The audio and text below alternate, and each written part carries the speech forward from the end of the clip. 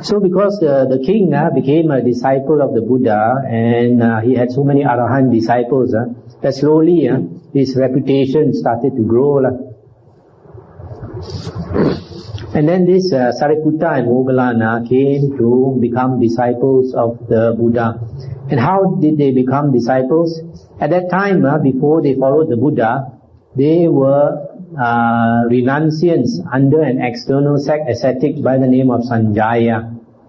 And Sariputta was called Upatissa in his lay life.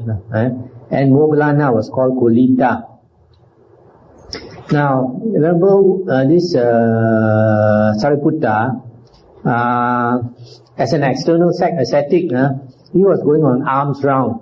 And he met this Venerable Asaji. Asaji was one of the earliest 5 bhikkhus under the Buddha. So Venerable Asaji was an Arahant. And when Venerable Sariputta walked on alms round, he met this Venerable Asaji. First time he had seen an Arahant, he was totally struck by the looks of Venerable Asaji. He didn't look like a normal person. His face was so serene and so bright and clear. He was so impressed. So the Buddha, this Venerable Sariputta asked the Venerable Asaji in the middle of the street, as he was going on alms round. He said, "Who is your teacher? What kind of Dhamma does your teacher teach?" Then Venerable Asaji said that his teacher was the Buddha.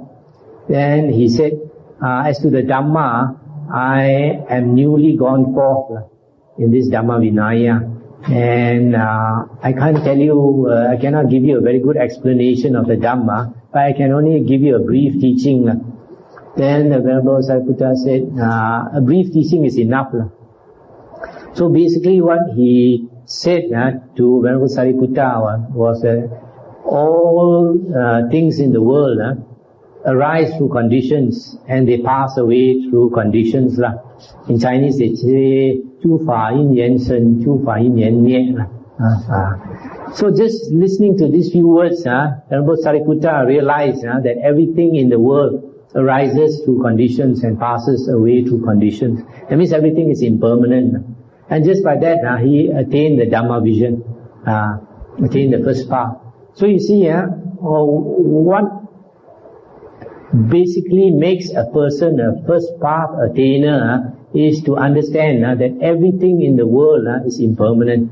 Everything in the world comes about through conditions. Conditions, whatever it is, whether you see it's a cup. This cup was not like this before. It was probably earth. And earth was not like that before. That earth probably came from trees and leaves that accumulated on the ground. And the trees and leaves that accumulated on the ground was not like that before. There probably was a mineral from the ground and all that, and the sunlight and the oxygen and all that made up this tree. And so it's a continuous process. Everything in the world continually changes. Like this body. This body, this flesh comes from where? From all the food we take, yes or not? From the rice, from the vegetable, etc. And where did all this come from? From different sources again. So everything is energy that is constantly changing. This because energy is in constant motion. That's why there is no such thing as something that remains the same as it is. Everything is in a state of flux, constant change. And this constant change of energy can take many forms. Just like through conditions, you see a plant coming up with a flower. And because the flower is beautiful, you like to look at the flower. You want to appreciate the flower. But because it is impermanent, after a few days, it will wither and pass away. And this energy will go somewhere else. It will make something else. So everything is a constant state of flux. And if you realize that nothing in the world is you can hold on to, you can cling on to, then you realize that this is a very dangerous world. Because there is nothing at all you can hold on to. It's constantly changing. Anything that gives you happiness, because it will change, it will go away. That is a source of dukkha. Because whatever gives you happiness, you want to cling to it. You want the happiness to last, but nothing lasts. And so this world is full of dukkha. So that is how Venerable Sariputta attained the first path. And then after that, he was so happy. He went to tell his best friend, Venerable Moggallana. And Venerable Moggallana asked him the Dhamma. And he said the same words that Venerable Asaji spoke to him. And Venerable Moggallana also attained the first path, also became an Arya. So the two of them left their teacher Sanjaya and went to become disciples of the Buddha. When the Buddha saw them coming, he told his other monk disciples, "You look at these two, this pair, they are going to be my chief disciples." So that was how the Buddha's disciples came. And Venerable Moggallana, after he became a disciple of the Buddha taught him the samatha meditation to attain the jhanas. And he struggled very hard.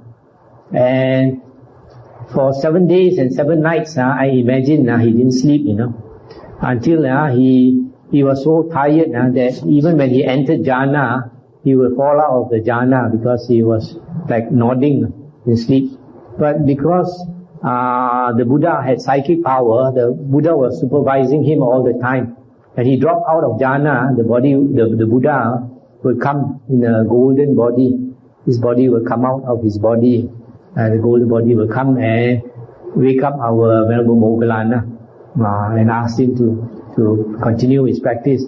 And because he struggled so hard, within 7 days he became an Arahant. So Venerable Sariputta also attained the jhanas.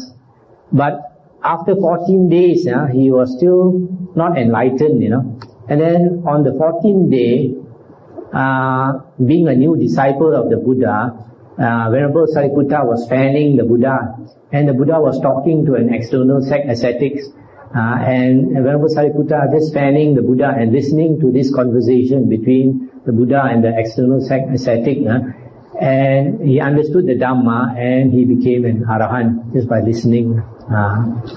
So in 14 days, Venerable Sariputta became an Arahant.